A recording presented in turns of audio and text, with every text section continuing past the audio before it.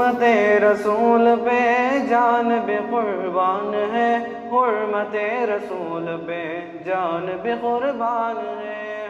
بسم اللہ الرحمن الرحیم۔ ایک ساتھی نے یہ سوال کیا ہے کہ رمضان میں پرچیز کے دوران افطار کا وقت ہو جاتا ہے اور شاپنگ مال میں ہو تو جہاں افطار کا انتظام کیا ہے وہاں افطار کرنا کیسا، جبکہ وہ غیر کی طرف سے انتظام ہوتا ہے، وہاں ویج آئٹمز اور فروٹس کا استعمال۔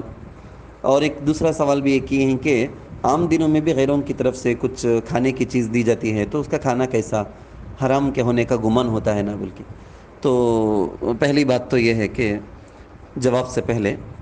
عموماً بیانات کے اندر سارے ہی علماء تاکید کے ساتھ کہتے ہیں کہ رمضان ہرگز شاپنگ کے لیے اس کو برباد نہ کیا جائے، وہ واقعی بڑی رحمت اور برکت کی گھڑیوں والا مہینہ ہے، ہر سیکنڈ کی قدر ہونی چاہیے، مسلمان اس میں پرچیز کے لیے باہر نہ گھومیں پھریں۔ تاہم جاتے تو ہیں بے شمار مسلمان ایسا رمضان میں پرچیز میں رہتے ہی ہیں،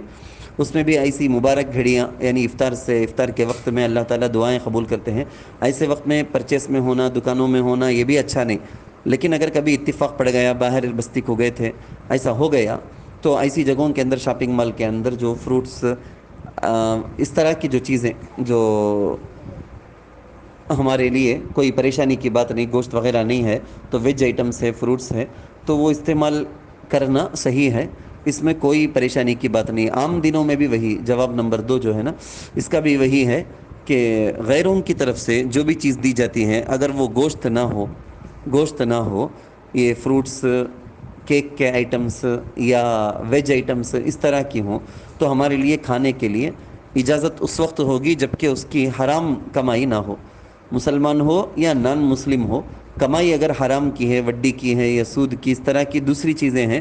تو شراب بیچ کر آنے والے پیسے اس طرح ہے تو اب وہ چاہے مسلمان بھی کیوں نہ ہو اس کا مال کھانا ہمارے لیے حرام ہے، جائز نہیں ہے۔ اور اگر کمائی اس کی حلال ہے تو اس کی دعوتیں قبول کر سکتے ہیں، کھانا جائز ہے، اگرچہ کہ وہ افطار ہی میں کیوں نہ ہو۔ واللہ تعالی اعلم۔